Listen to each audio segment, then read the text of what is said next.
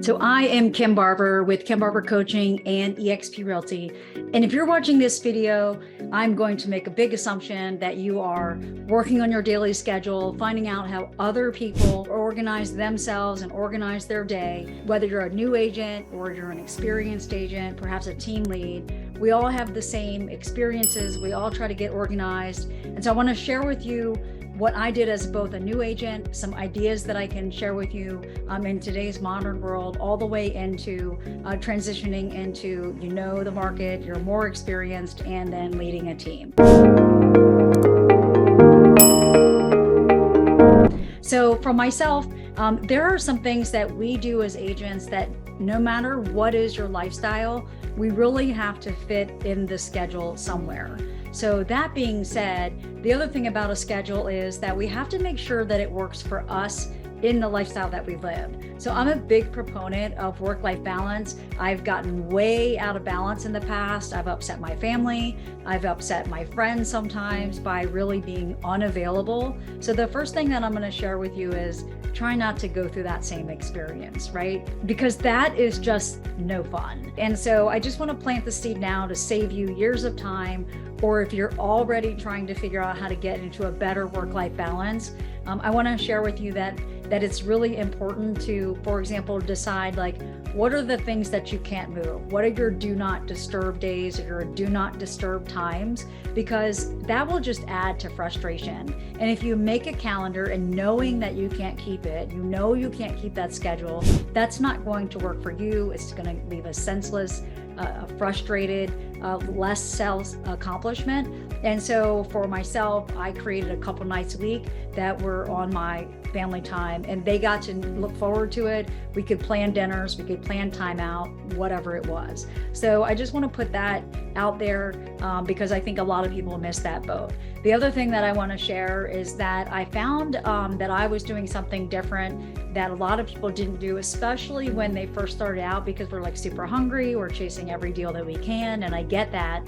But also I communicate to my clients and leads and stuff like that, what are my work hours? And I would just say I'm available from 8 a.m. or 8:30 a.m. or whatever it is until 6, 6:30, 7. And if there's nights that I'm not going to be working late, I just tell them that, right? And I say though, if the word contract is involved, this is how I would even say it. If the word contract is involved, then I will be available outside of those hours if it needs to go into the later evening, because that in fact, is what it takes sometimes to win the bid or get offers submitted and stuff like that. So those things will also create a fairness to yourself and a fairness to your clients. And quite frankly, I feel like that they respected me more and allowed them to know when to respond to me. That I also found that I could manage myself and my time better if I explained to them the best ways to communicate with me.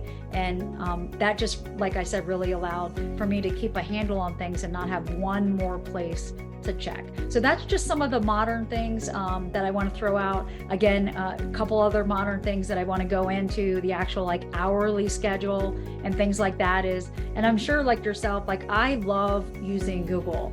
So whether you're an Outlook person or a Google person, whatever it is that you use, if it's not in my schedule, it doesn't exist. And so as a new agent, I had a lot more liberty into allowing some flexibility, if you will, and nobody else was scheduling appointments for me. I didn't really have my Calendly out there like they have in today's world, where it's in my link bio, it's in my YouTube descriptions. And as I got more experience, I had a team, I'll talk about that more and how that was managed. But that is something else that is really important, is that put the things that you can't move again into your schedule so that doesn't cause conflict for you and you get frustrated. So I'm going to go ahead and dive right into the things that we can't move, because there are some different shifts that we have to do also that we can't move in order for us to be successful as agents. So no matter what, we have to find 1 to 3 hours a day for prospecting and lead follow-up. Right? So for myself, I would do the gym in the morning. I would get up 5 to 5:30. I started my day at 7:30 to 8. And so I gave myself a few hours in the morning, and it shifted over time. So for a while, I would work out at home because I was a single mom, or I would drive to the gym when I was an empty nest and I wanted to be around more people. And, sometimes I became working at home, or I went to an office. So keep in mind, there's not like a rigid schedule, but I would have 2 hours in the morning. So for me, it'd be 5 to 5:30 to 7:30 to have my personal time. And then this is as a new agent when I'm starting out, and then get where I could be on the phone. And then I would start my role play. So for me, I would do role play either from 7:30 to 8 or 8 to 8:30, depending on when I can find a role play partner. So that basically, I did that for 4 years. I would go in, I would have my own personal time, and then I would role play for 30 minutes every single morning. And that's really critical because that allowed me to learn my scripts, be prepared and more confident for our calls. And it also made sure that I showed up on time, right? So 4 years, it allowed me to be prepared for my listing presentations or have somebody help me with objections that I knew were going to come up on a call. That was very helpful in my career and helped me, I know, get more leads to set appointments and close more deals. So I highly recommend for you to do role play for yourself. And then as an experienced agent and a team lead, I would do that in the morning with my team. And for my team, we were able, with the traffic patterns and the way that we were working our business, we did role play from 8:30 to 9. And I'll talk about the experience part then. But still doing role play, still doing objections is very helpful for the other agents that we're doing, whether you're a solo agent, a team lead, or involved in a team. So then I would do basically an hour, and when I was a new agent, up to 3 hours in the morning. So I would allot for 8 to 11 to be that prospecting and lead follow-up time.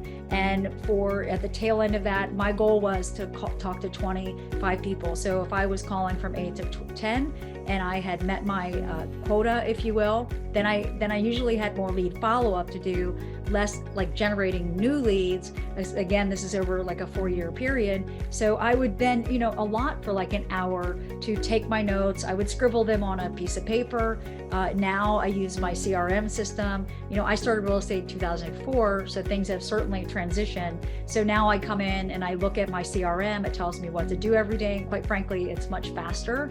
And then I can add my notes real fast. And so that makes life a lot more efficient for me. So I don't have to spend quite as much time on the phones and, writing things down, because I know exactly what I'm going to say and when I'm going to say it. But when you're newer, you do need a little bit more time to get efficient like that. So again, 2 to 3 hours in the day. If you can't do that in the morning, then you want to allot for it in the evening, right? So depending on your job, if you're a part-time agent and you're trying to get to be full-time, then put that in the schedule at night, right? And then do at least a couple nights a week, and then also on the weekend, because if you want to transition to full-time, you also have to make sure that you can actually reach the people and make the contacts and set the appointments. Okay, so that being said, that gets me to about 11 o'clock in the morning. And then I would have, again, the admin, I would confirm my appointments, I would prepare my listing presentations, or if I didn't have any appointments, the first 90 days, the first several years, if I was expanding my area, I would go out and look at homes in the afternoons. So I'm either confirming appointments that I have with a person, or I would schedule myself to go preview homes. Or when I was chasing the expireds, which I built the beginning of my career on, then I would look at what's expired and see if maybe I could drive by those homes, or I would drive by for sale by owners. And I would do that in the afternoon, or the expireds and for sale by owners like later in the day for, between 4 and 6, or I would set an appointment to go look at those. So that would fill up my afternoon. I would be coming to know the market. I would become familiar with the various home values and what's inside. So if I had a listing appointment later in the day, then I would also take that time to go preview the competition, see what other homes are on the market. So when I went in there, I was like, I've been in that home. right? And so for a long time, of course, homes weren't as available. The market is crazy, but that shifts. So that first few years when you're new to the being in the market, you're new, maybe you're trying to push into a different area or in a different price bracket, just knowing and spending your time getting familiar with the neighborhoods and the prices and the quality of the homes is very, very important. So I encourage you to do that every afternoon. And then the evening, again, if I didn't have any appointments, then I would do my lead follow-up. I would role play more. I would go on going out and looking at the for sale by owners, like I mentioned, and then I would try to wrap up around 6 o'clock. Right, so that's my general Monday through Friday. In the weekends, I wasn't really a huge open house person, but I would do them sometimes on a Sunday. So that being said, that pretty much would consume about 4.5 hours of my day. So I would always, just for what it's worth, you keep hearing my work-life balance, I would take that time where maybe I was going to go grocery shopping or have some time on my own, and I would put that back into my weekly schedule because I just feel like that's really important. Again, I've gone through burnout and it's not healthy for anybody. So just keep that in mind. For me, I try to have my in-person appointments on Saturday mornings because then I would have the entire afternoon, again, to do things that I wanted to do with my friends, my family. But if somebody was in for the weekend, it didn't feel like I was giving up every single weekend. Like if I had a relo or just, that's the only time people were available, then it didn't feel like I was working 7 days a week. So that's an important thing to keep in mind if you're in the market, no matter what, right? That's a professional schedule. And then that way, like anybody else, we're not just always available, and never did somebody turn that away, right? They just knew when I was going to respond. Now, as I transitioned, into having more experience, I didn't really need to go out and spend hours and hours looking at homes every afternoon, right? And so that allowed me to just do other things. I could work on my business, I could increase my branding, but I also started having ISAs pretty within 4 or 5 years of being in the business. And so I would be role playing and coaching my ISAs. I would be doing lead review with them. And then also I would integrate into my schedule team meetings, right? So for me, again, I would go back to that admin time. So for myself, I would always protect the morning time for role play. I didn't want to take anybody away from their role play, as well as I would integrate time to do their prospecting and me to do mine. So I would do my team meetings around 11 o'clock every Tuesday, right? And so as I had more people, and now with my business colleagues, because I don't do as much role play every single day, if you will, I do accountability first, right? And so I have accountability. So I still do my morning routine. I get up, I go to the gym, maybe I go for a walk, whatever it is that I want to do, but I have that personal time. And then I'm on the phone with my accountability group at 8:15 in the morning. And then we prepare for the market and then the role play. So with my team, we would do 8:30 to 9. We prepare for the day, we do role play, we prepare for leads, whatever it is that somebody is going to be doing. But that's an important time. So when you're jumping in, you're doing your CRM review, you're preparing for your calls, you're looking at everything that's coming in on new activity. That's kind of the lead follow-up, people that are looking at properties. And so you do my lead generation and then lead follow-up again in that window from 8:30 to 11, right? And then from 11, I have team meetings once a week. And then I just do my admin stuff. I still have this all very clearly in my Google Calendar, right? And so make sure that you have time for lunch. So have time to go have lunch with friends, have time to go have lunch with Sphere, meet with the vendors, get out and just have some fresh air. It's important to take a little bit of a break in those. So it's not like don't take a 15-minute, I call it human break, or don't just take a few minutes to step aside, stretch my legs, do whatever to feel rejuvenated as I'm doing all of this prospecting. So then in the afternoons, the modern world, the lead generation is a bit different than it was, over, pre-COVID, and just, video and stuff like that has been really prevalent for me since 2015. So I block out Tuesdays and Thursdays from 1 to 5 just to create video, to create content. With me doing sales and coaching, it's the same thing. So I have one day for one business and one day for another. And then I actually take Mondays and Fridays and make them pretty much all prospecting and follow-up days, right? And then if I have things that I need to do in the middle that are small project appointments in the evenings or in those various times. So when I have an assistant, I would tell my assistant, or when they go online, I would tell my assistant, you can schedule appointments for me at 11 or then on 2, 4, or 6 o'clock on these days of the week.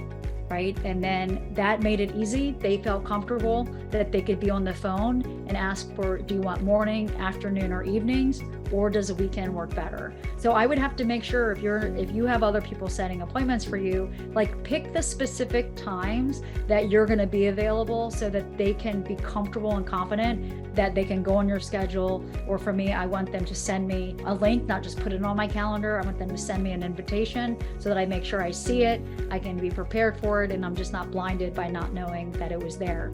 So, and I also, for Calendly, make sure that people can only put things on my calendar within like 10 hours, so that if I have my day mapped out for the next day, I don't have anything that all of a sudden was like, oh, I was going to do this this afternoon, whatever it is, go look at homes, go preview properties, meet with another agent, whatever, and then somebody went and put an appointment on there that throws me off. So those are just things to think about in today's world. If you have your link out there, or if you have an ISA, or just for your own sanity, like pick the consistent times that you want to do. And again, for me, I was available to go on appointments at 11, 2, 4, and 6. And then if somebody needed something outside of that, then we would just pause, and my assistant or my ISA would say, let me check with her schedule. It looks like these could be some options.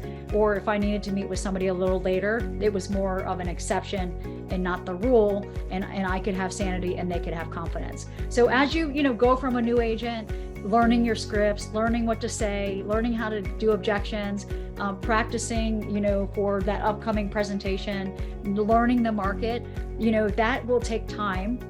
And then as you get it more experienced, that can work also to either give you more free time, right? Or for also to work on your business. If you're doing if you're doing videos, like put them out on the schedule for like the month, right? So I go out and I also plan out my months, and I'm like, on these days, I'm going to batch record. And on these days, I'm going to batch record the other business, right? Or I'm going to do shorts and reels, or I'm going to do long form. So if you're doing these different things, or if you're a door knocker, are you going to do those every day? Or are you going to look ahead at the weather and be like, and then block that out so that I'm going to go on this day that looks like the weather's appropriate at this time, and not pick a rainy day. So if you just have blocks of time, it allows also for some future planning for yourself and for anybody else that interacts with you, like your family or your teammates. So I hope that this has helped you, given you some ideas.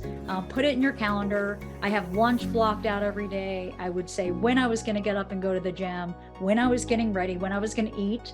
I have my accountability calls. You can find accountability partners, find role play partners. And then if you don't have appointments, but you want to stay fluid, schedule some houses to go out and preview, stay current, go look at the new construction, right? And then put in your monthly calendar, or plan ahead with the weather when you're going to go out and shoot video, if that's your jam too. Prepare for when you're going to go see like construction models to shoot those kind of videos, or just go out and what I call shake hands and kiss babies. I would plan a couple days a week where I would consistently go out to like a happy hour or to a networking event. And then I would have that in my schedule. So like Thursday night was my go out, and I would network with my friends at places that we would gather. So those are tools for success. I hope it's been helpful. If you have any more questions, go ahead and put, comments below, and I will most certainly be happy to help you. And if this has been helpful for you, I'd love to hear in the comments, like, what were some takeaways for you? Was there anything that you're going to implement? And do me a favor and give me that thumbs up. If you haven't already subscribed, I would love for you to, so that I can help giving you valuable information to increase your success.